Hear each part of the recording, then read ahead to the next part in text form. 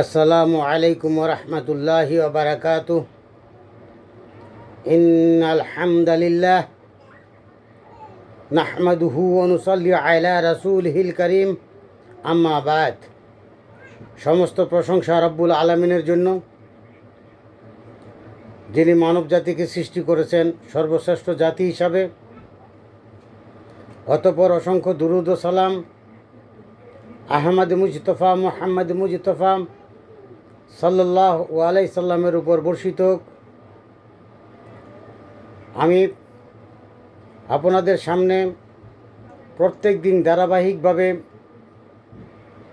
আমপাড়ার ছোট্ট ছোট্ট সূরাগুলির শব্দার্থ বলে সংক্ষিপ্ত তাফসির করছি। আশা করি এই তাফসির থেকে আপনারা উপকৃত হবেন, কারণ আমরা নামাজের মধ্যে এই সূরাগুলি পড়ে থাকি, কিন্তু এই সূরাগুলির অর্থ আমরা অনেকেই জানি না। না জানার কারণে আমাদের নামাজ পরিপূর্ণ হয় না। আল্লাহ রাব্বুল আলামিন এই সূরা নাজিল করেছেন শুধুমাত্র পড়ার জন্য নয়, পড়ার সাথে সাথে এর অর্থ যদি আমরা জানি এবং অর্থ দিয়ে আমরা দুনিয়াবী জীবনের সমস্ত কিছু উপলব্ধি করতে পারব। আল্লাহ রাব্বুল আলামিন এই কোরআন নাজিলের উদ্দেশ্য হচ্ছে কোরআনকে বুঝে পড়া। যেই সূরাটি আমরা পড়লাম সেই সূরাটি যেন আমরা অর্থ জানি, তাহলে আমাদের নামাজগুলি হবে সুন্দর, সুন্দর থেকে সুন্দরতম। তো আমি ধারাবাহিকভাবে যে সূরাগুলি আপনাদের সামনে উপস্থাপন করছি, আজ আপনাদের সামনে যেই সূরাটি উপস্থাপন করব এবং আপনাদের সামনে যেই সূরাটির ভাবার্থ বলে আমি সংক্ষিপ্ত তাফসির করে ইনশাল্লাহ আমার তাফসির শেষ করব। সূরাটির নাম হচ্ছে সূরাতুল আদিয়াত। এ মক্কা অবতীর্ণ হয়েছে। এর আয়াত সংখ্যা হচ্ছে 11, রুকু 1, রুকুর সংখ্যা 1। কারণ এই সূরাটির মধ্যে আল্লাহ রাব্বুল আলামিন ঘোড়ার কথা বলেছেন, ঘোড়ার আওয়াজের কথা বলেছেন, ঘোড়ার খুরের স্ফুলিঙ্গের কথা বলেছেন এবং অনেক কথাই রাব্বুল আলামিন এখানে বলেছেন। এবং কবরে যাওয়ার পর যে হিসাব নিকাশ হবে তার কথা বলেছেন, এবং সে দুনিয়াতে থাকা অবস্থায় অন্তরে কি ভাবত সেই কথাগুলি রাব্বুল আলামিনের সান্নিধ্যে যখন যাবেন, তখন সেই কবর থেকে যখন উত্থিত হবে, তখন প্রশ্ন করা হলে সে অন্তর সব কিছুই বলে দেবে। তো এইভাবেই এত তাৎপর্যপূর্ণ একটি সূরা, যেই সূরাটি আমরা উপলব্ধি করলে আমরা কামিয়াব হব এবং অনেক কিছু শিক্ষণীয় যে ঘটনাগুলি আছে তা আমরা জানতে পারব। তা আমি প্রথম ইয়ার ভাবার্থ বলছি। ভাবার্থের সাথে সাথে আমি ছোট্ট আকারে যে কথাগুলি বলবো, যে তাফসির সংক্ষিপ্ত তাফসির করব, সেগুলি আপনারা আশা করি মনোযোগ দিয়ে শুনবেন। বিসমিল্লাহির রহমানির রহিম। ওয়াল আদিয়াতে জবহা, শপথ ঊর্ধ্বশ্বাসে ধাবমান অশ্বরাজির।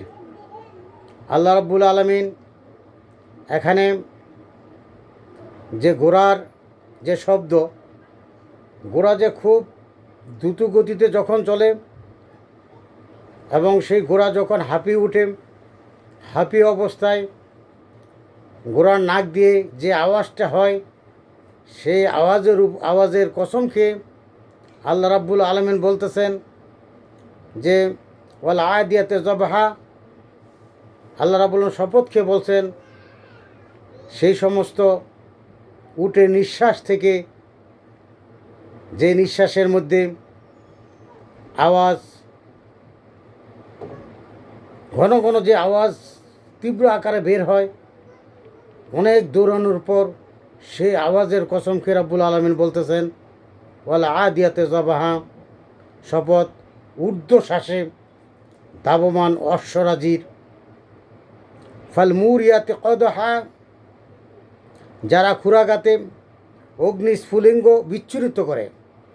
অর্থাৎ যখন এই ঘোড়া ছুটে যায় তখন এই ঘোড়ার যে খুর আছে, এই খুরের যে আঘাতে পাথরের উপর দিয়ে যখন এই ঘোড়া চলে তখন অগ্নিস্ফুলিঙ্গ হয়।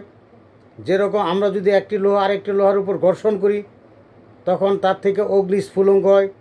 এরকম ঘোড়া যখন জোরে চলতে থাকে, যখন যুদ্ধের ময়দানে যায় তখন এই ঘোড়ার স্ফুলিঙ্গের মতো আগুন জ্বলতে থাকে।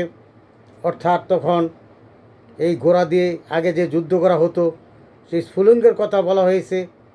এবং এত দ্রুত গতিতে চলতেন, সেই দ্রুত গতিতে চলার পথে যে পাথর পড়তো খুরের নিচে, সেই পাথর থেকে স্ফুলিঙ্গ অর্থাৎ অগ্নি প্রবাহিত হতো, অগ্নিস্ফুণ্ড প্রবাহিত হতো। তাকেই রাব্বুল আলামিন এই কথাটি তাতেই উল্লেখ করেছেন ফাল মুরিয়াতে কাদহা, অর্থাৎ সেই খুরের আঘাতে স্ফুলিঙ্গ হতো এবং তা বিচ্ছুরিত হতো এবং সেটা অনেক দূর থেকে দেখা যেত। ইয়াই রাব্বুল আলামিন এখানে বুঝাতে চাচ্ছেন। এই ব্যাপারটা কেউ এখানে উটকে বলেছে, এখানে ওয়াল আদিয়াতে এখানে উটকে বলা হয়েছে, আবার কেউ এখানে বলছেন যে ঘোড়া। কোনো মুফাসসিরগণ উটের কথা বলছে, ইবনে আব্বাস রাদিয়াল্লাহু আনহু ঘোড়ার কথা বলেছেন, হযরত আলী রাদিয়াল্লাহু আনহু উটের কথা বলেছেন। এবং উটের কথা বলার কারণ এই জন্য, হযরত আলী তখন বললেন যে বদরের যুদ্ধের মধ্যে মাত্র 2টি ঘোড়া ছিল, সে 2টি ঘোড়া থেকে এই স্ফুলিঙ্গ হওয়ার কথা নয়। তো এই জন্য এই ঘোড়ার কথা এখানে আসবে না, উটের কথা আসবে। কিন্তু অনেক সাহাবী, অনেক মুফাসসিরগণ এখানে ঘোড়ার কথা উল্লেখ করেছেন, যেহেতু আগের দিনে এই ঘোড়া যখন সারা রাত্র তারা যখন অতিবাহিত করে দৌড়ানোর মাধ্যমে, তখন প্রভাতের সময় তারা আক্রমণ শুরু করে। সে আক্রমণের আগেই সেই ঘোড়ার নাক থেকে নিঃশ্বাস বের হয় এবং দ্রুত গতিতে নিঃশ্বাস বের হয়। তারপর খুরের আঘাতে আগুনের স্ফুলিঙ্গ বের হয়। তা আমাদেরকে আল্লাহ রাব্বুল আলামিন বুঝিয়ে দিচ্ছেন যে এইভাবে যে ঘোড়ার খুরের স্ফুলিঙ্গের মতো আমাদের জীবনটা পরিচালিত করতে হবে। কারণ আমরা শুধু মনে মনে চিন্তা করে সুফিবাদীর উপর আমল করে জিন্দিগি পরিচালনা করা হয় না। জিন্দিগিকে পরিপূর্ণতা লাভ করতে গেলে পরিপূর্ণ ইসলামকে যদি আমরা পরিপূর্ণভাবে মানতে পারি, তাহলে আমাদের জীবনটাবে এই ঘোড়ার খুরের স্ফুলিঙ্গের মতো, অর্থাৎ দ্রুত গতিতে চলার কথাই রাব্বুল আলামিন এখানে বলতেছেন। ফাল মুগিরাতি সুবহা, যারা অভিযান করে প্রভাতকালে, অর্থাৎ ঘোড়া যখন সারা রাত্র দ্রুত গতিতে চলার পর এবং প্রভাতে যখন সূর্য উঠে একটু একটু দেখা যায়, ওই সময় আক্রমণ করে। সে আক্রমণ করার কারণ হচ্ছে দূর থেকে তখন শত্রুরা দেখতে পায় না যে কিভাবে আসতেছে, কোথা থেকে আসতেছে, তখন হঠাৎ করে ঝাঁপিয়ে পড়ার জন্য সারা রাত্র এই ঘোড়া ধাবমান থাকে এবং দৌড়াতে থাকে। তারপর প্রভাতের সময় চূড়ান্ত আক্রমণ করে এবং শত্রু বাহিনীর ভিতরে ঢুকে পড়ে। এই কথাটাই বলতেছেন রাব্বুল আলামিন ফাল মুগিরাতি সুবহা, যারা অভিযান করে প্রভাতকালে। ফাআথারনা বিহি নাকা, এবং ওই সময় দুলি উৎক্ষিপ্ত হয়। ওই সময় যখন ঘোড়া অনেক দ্রুত গতিতে চলে, তখন এই স্ফুলিঙ্গের সাথে সাথে ধূলিকণা পর্যন্ত আকাশময় ছেয়ে যায় এবং শত্রুরা তখন ঘোড়া পর্যন্ত দেখতে পায় না। ঘোড়া এত দ্রুত গতিতে চলে যে এই দ্রুত গতিতে চলার দরুন যে বালুকণা উড়ে, সেই বালুকণায় সমস্ত ধোঁয়ার আকার ধারণ করে, অর্থাৎ তখন শত্রু বাহিনী দেখতে পায় না। সেই কথাটি আল্লাহ রাব্বুল আলামিন বলতেছেন যে ধূলিকণা নিক্ষিপ্ত হতে থাকে, উৎক্ষিপ্ত করে। বা আথার নাবিহি নাকা, অর্থাৎ ওই সময়টায় ঘোড়া যখন দ্রুত গতিতে চলে ধুলোগুলি উড়তে থাকে। ফাওয়াসাত নাবিহি জামা, অতপর শত্রু দলের অভ্যন্তরে ঢুকে পড়ে। যে কথাটা একটু আগে আমি বলেছি, ঘোড়া দ্রুত ছুটার পর তখন তারা এই প্রভাতকালে শত্রু বাহিনীর ভিতরে প্রবেশ করে এবং প্রবেশ করে তারা যুদ্ধে লিপ্ত হয়। এটাই রাব্বুল আলামিন এখানে বলতেছেন যে ফাওয়াসাতনা বিহি জামা, যে শত্রু দলের ভিতরে ঢুকে পড়ে সৈন্যবাহিনী। ইন্নাল ইনসানা লিরব্বিহি লাকানুত, মানুষ অবশ্যই তার প্রতিপালকের প্রতি অকৃতজ্ঞ। এই সূরার মাঝখানে এই কথাটি আনার উদ্দেশ্য হচ্ছে যে মানুষ স্ফুলিঙ্গর মতো যদি না চলে তখন তার মধ্যে ভীরুতা আসে, তার মধ্যে খারাপি আসে, তার মন মস্তিষ্ক সে আল্লাহর যে প্রকৃত বান্দা সেই বান্দা হিসাবে থাকে না, সে গায়রুল্লাহর ইবাদত করতে থাকে, বিভিন্ন ধরনের আকীদার উপর বিশ্বাস করে থাকে এবং বিভিন্ন মতবাদের উপর বিশ্বাস করে, মানবরচিত মতবাদের উপর বিশ্বাস স্থাপন করে দিনাতিপাত করতে থাকে। এবং এই জন্যই রাব্বুল আলামিন বলতেছেন ইন্নাল ইনসানা লিরাব্বিহি লাকানুত, অর্থাৎ মানুষ এই প্রতিপালকের শুকরিয়া আদায় না করার জন্যই আল্লাহ রাব্বুল আলামিন তাদেরকে অকৃতজ্ঞ বলে আখ্যায়িত করেছেন। ওয়া ইন্নাহু আলা যালিকা লাশাহিদ, এবং নিশ্চয়ই সে নিজেই এই বিষয়ে সাক্ষী। তো এই ব্যাপারটা খুবই গুরুত্বপূর্ণ। সে নিজেই সাক্ষী হবে রোজ কিয়ামতের দিন, এবং যে সমস্ত সে কাজ করেছে স্ফুলিঙ্গের মতো কাজ করে নাই এবং নিজের মধ্যে গরিমাত ছিল না, সেই গরিমাত না থাকার কারণে তার ভিতরে যে অলসতা এসে পড়েছে, সে এই বিষয়ে রাব্বুল আলামিনের সামনে তখন সে নিজেই সাক্ষী দিতে থাকবে। ওয়া ইন্নাহু লিহুব্বিল খায়রি লাশাদীদ, এবং অবশ্যই সে ধন সম্পদের আসক্তিতে অত্যন্ত কঠিন। এখন সে ধন সম্পদকে সে এত ভালোবাসবে এবং শক্তভাবে ভালোবাসবে, সে ধন সম্পদ থেকে সে কোনো দান করবে না, জাকাত দিবে না, এবং সে কৃপণ অবস্থায়, কঠিন অবস্থায় সে থাকবে। মনে হবে যেন এই সম্পদ তার সম্পদ, এবং এই সম্পদ থেকে যদি কিছু চলে যায় মনে করে যে এখানে আমার সম্পদ কমে যাবে, এই চিন্তা করে সে দান খয়রাত থেকে দূরে থাকে এবং আল্লাহ রাস্তায় এই দান বিলিয়ে দেন না। ফি সাবিলিল্লাহ, অর্থাৎ আল্লাহ রাস্তায় তা দান করেন না। এই জন্য রাব্বুল আলামিন এই কথাটাই বলতেছেন যে ধন সম্পত্তির উপর যারা পিপাসিত, যারা ধন সম্পত্তির লোভ ছাড়তে পারে না এবং ধন সম্পত্তির উপর যারা কঠিন অবস্থান আছেন, তাদের জন্য আল্লাহ রাব্বুল আলামিন বলতেছেন ওয়া ইন্নাহু লিহুব্বিল খায়রি লাশাদীদ, এবং তারা এই ধন সম্পত্তির আসক্তির জন্য অত্যন্ত কঠিন হয়ে আছে। তার পরবর্তীতে রাব্বুল আলামিন বলতেছেন আফালা ইয়ালামু ইযা বু'থিরা মা ফিল কুবুর, তবে কি সে এই সম্পর্কে অবহিত নয়, সে যখন কবরে যা আছে তা উত্থিত হবে। তো কবরে যাওয়ার পর রাব্বুল আলামিন বলতেছেন সে আবার পুনরায় উত্থিত হবে এবং জীবিত হবেন, এবং জীবিত হয়ে সে সব কিছুই জিজ্ঞাসিত হইতে হবে। এটি আল্লাহ রাব্বুল আলামিন এখানে বললেন আফালা ইয়ালামু ইযা বু'থিরা মা ফিল কুবুর, কবর থেকে উত্থিত হবে। এটা কি সে বিশ্বাস করে না? অবশ্যই সেই দিন সে আল্লাহ রাব্বুল আলামিনের কাছে জিজ্ঞাসিত হইতে হবে।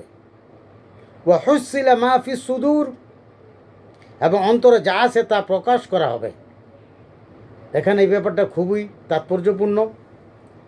এই দুনিয়াবী জীবনের সমস্ত কিছু, খারাপি যা কিছু আছে, ভালো মন্দ যা কিছু আছে, সব কিছু তার অন্তরে সাক্ষী দেবে এবং তার অন্তর তার সম্মুখে সব কিছু বলে দিবে, তখন সে অস্বীকার করার মতো কোনো ক্ষমতা তার থাকবে না, এবং অস্বীকার সে করবেও না, এবং সে অটোমেটিকলি সে তার অন্তরে সব কিছু বলে দেবে, সে এই দুনিয়াতে কি করেছে এবং ভালো মন্দ কী কাজ করেছে সব কিছুই রাব্বুল আলমিনের সামনে জিজ্ঞাসিত হবে।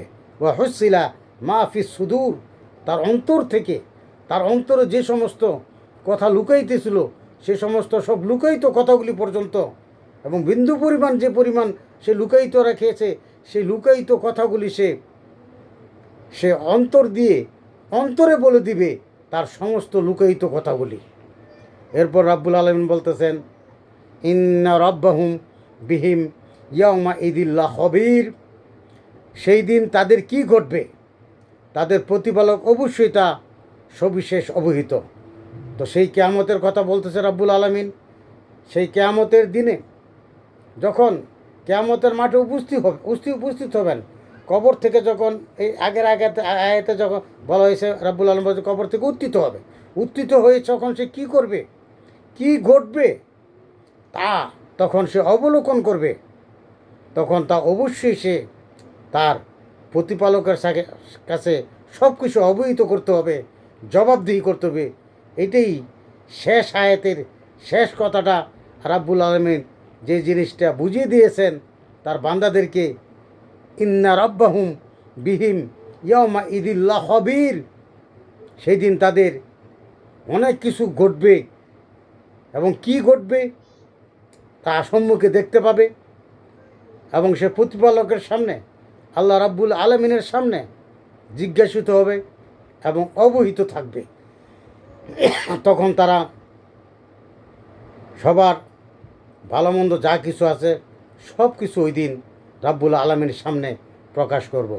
তো আমি আপনাদের সামনে সূরা আদিয়াতের অর্থগুলি বলে তার সাথে সাথে কিছু তাফসির করার চেষ্টা করেছি, এবং আমি বিস্তারিত তাফসির এই জন্য করছি না কারণ অনেক সময়ের ব্যাপার, অনেকে আবার শোনেন না।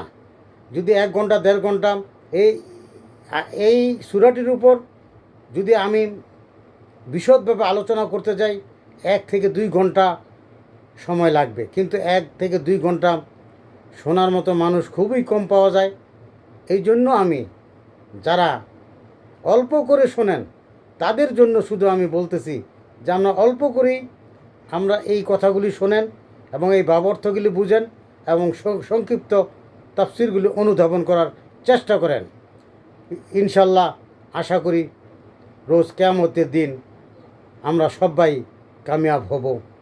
এই বলেই আমি আমার সংক্ষিপ্ত তাফসির শেষ করছি। ওয়ালা তানসাউনি ফি দুআইকুমুল মুস্তাজাব। আসসালামু আলাইকুম ওয়া রাহমাতুল্লাহি ওয়া বারাকাতুহু।